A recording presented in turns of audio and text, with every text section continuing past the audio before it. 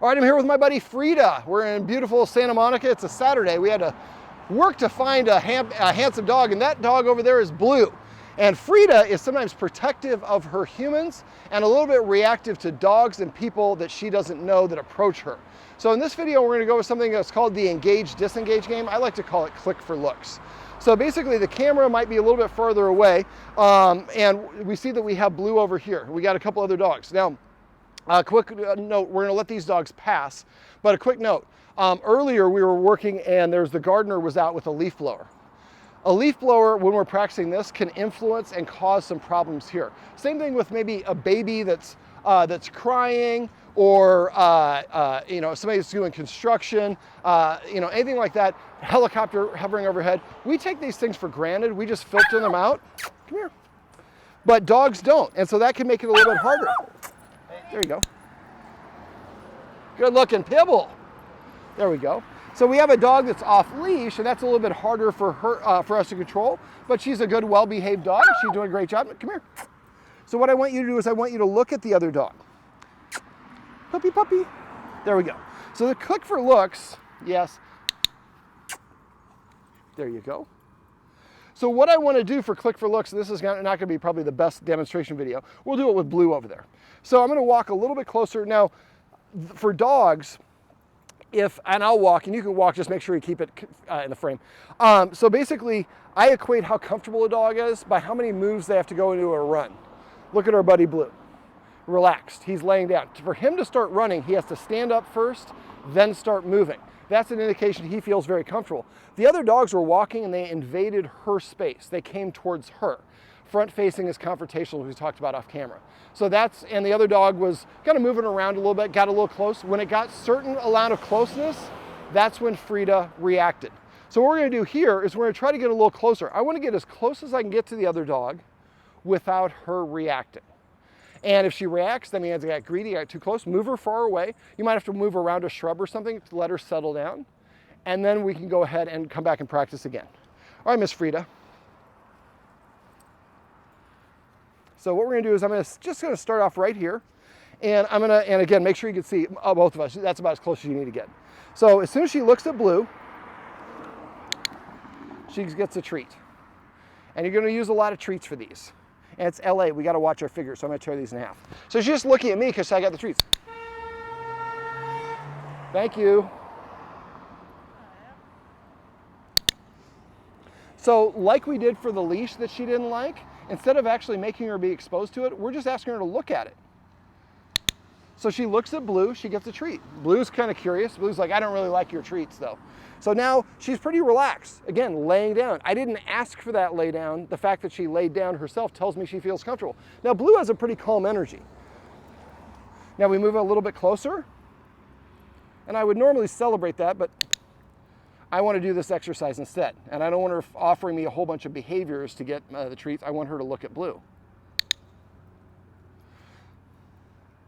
Now, you're not always going to have a helper that's as handsome as Blue or as well behaved.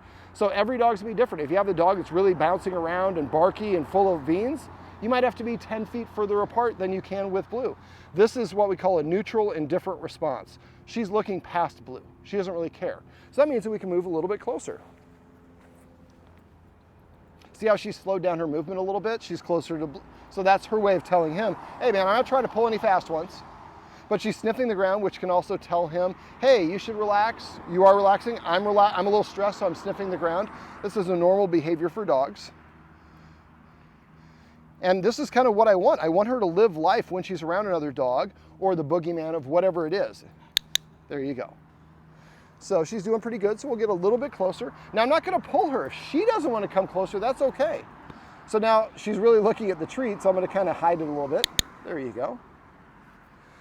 And now the closer you get, the harder this will become. Also, it can also affect the other dog. The other dog might be like, I don't want that dog closer to me. So again, slow down, but sat down right away. I'll give you another treat in a minute, Blue. There we go. So all you're doing is clicking when she looks at the other dog at first. Now, eventually what happens is she will look at the other dog and she'll look away, anticipating getting the treat. When she does that consistently, then you start clicking when she looks at you after looking at the other thing. So we're changing her emotional response. And again, what? Laid down. So she feels nice and comfortable enough. Now again, she's really looking at the treats. There you go. So at first I'm clicking as instant she looks at the dog, but after a while I'd like a little bit of a longer look. Let's see if we can achieve one here. That was almost a clicking for looking away. So now the goal is not always to necessarily meet the other dog. All you want your dog to do is have a positive response or a neutral emotional response. Sniffing, moving around. Now see him, he's got sleepy eyes like we talked about. He's laying down, but he's got his eye on her, just in case she pulls a fast one. Schnauzers are quick and trickster. But he's just, and his guardian told me he's kind of being a little bit lazy today. I don't know if maybe that's his nature. And that's really, when you get a dog that is a lower energy dog, it really makes a lot of things easier. So now she's here around this other dog. Now, what I'm gonna do, if it's okay, do you wanna come over here and take my spot? Now, I'm not the dog's primary guardian. And of course, now we have Blue's help, now we have all kinds of dogs around. We had problems finding dogs in the neighborhood. Clip that on your leggings. Let me hold this for you. Thank you.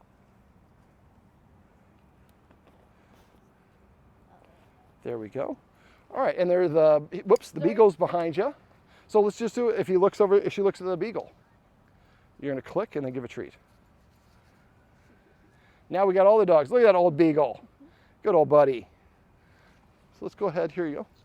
Put this around your, and then there you go. There you go. Okay, let's walk a little bit closer. There you go. Take a couple steps and we'll come back to Blue.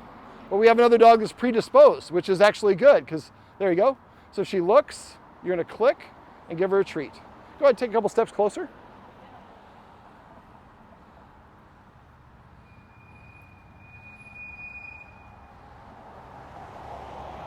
Now right there you can see she's sniffing, so she's not really paying attention, but that's also practicing,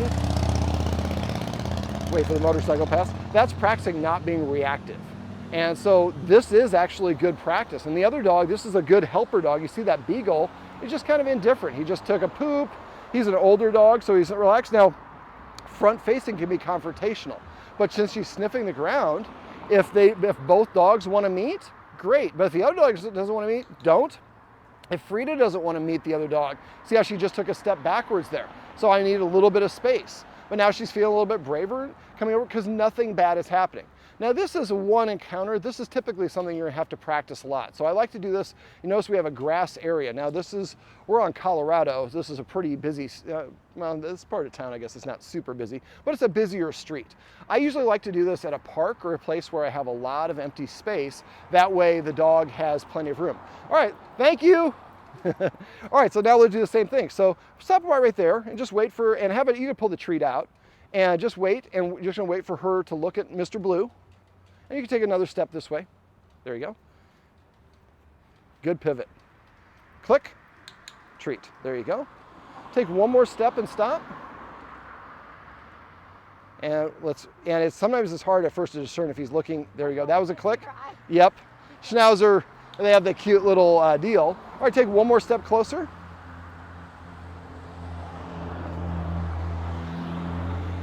Indifferent.